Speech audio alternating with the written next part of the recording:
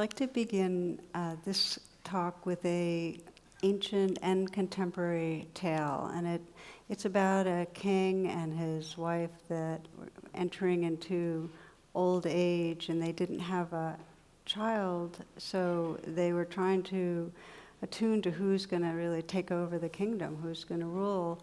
And they had a very wise counselor they were consulting with, and the wise counselor, who was also a very egalitarian-minded person, said, let's just open it to all. We'll just do interviews and see really who's the best person. And it's really kind of like a contemporary nonprofit. You know, they're going to just invite everybody to the kingdom and do interviews.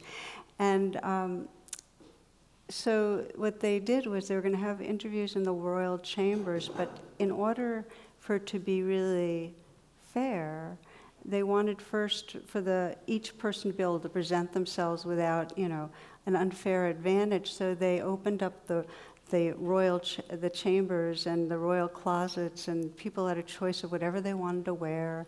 And they had a banquet available, so those that were waiting for their interview would be able to eat well. And they had music and entertainment and fancy soaps, and it was a very, very gracious kind of invitation for all. So the king and the queen and their counselor waited in the royal chambers for people to start lining up for their interviews. And hours went by, and finally they went downstairs and found that everybody had left. They had eaten all the food, and they had kind of left with some of the clothing. They'd even taken the fancy soaps. And they forgot to meet with the royal couple. In fact, they really forgot why they came. And so it is with many of us much of the time that we enter this life and we get kind of lost and waylaid, and we forget what really brings us here and what really most matters to us. So this is our theme, our place of inquiry tonight, which is really what are our deepest desires? And I'll kind of use the word aspiration also. What are the deepest desires, and how do we really live according to the compass of our heart and not forget?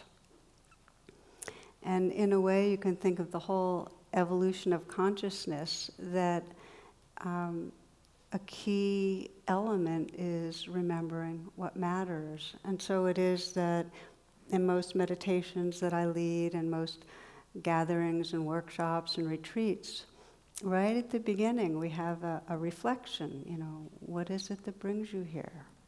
What do you want? What does the deepest part of your heart want? And it's interesting that often people will come up afterwards and say, I reflect on my aspiration, but I just don't know. It's like nothing really comes to me.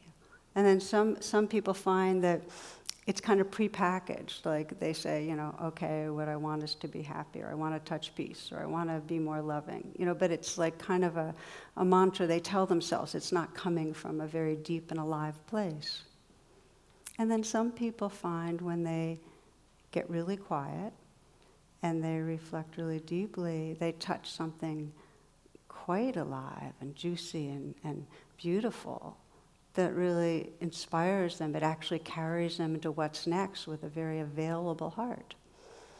So what makes the difference? And one of the basic principles on the path is that the more we wake up and touch presence, really have that direct experience of feeling really here and awake and tender and open-hearted, the more our intention is to touch presence. And then the more we have that intention, the more it energizes the way we pay attention. So it's considered a virtuous spiral.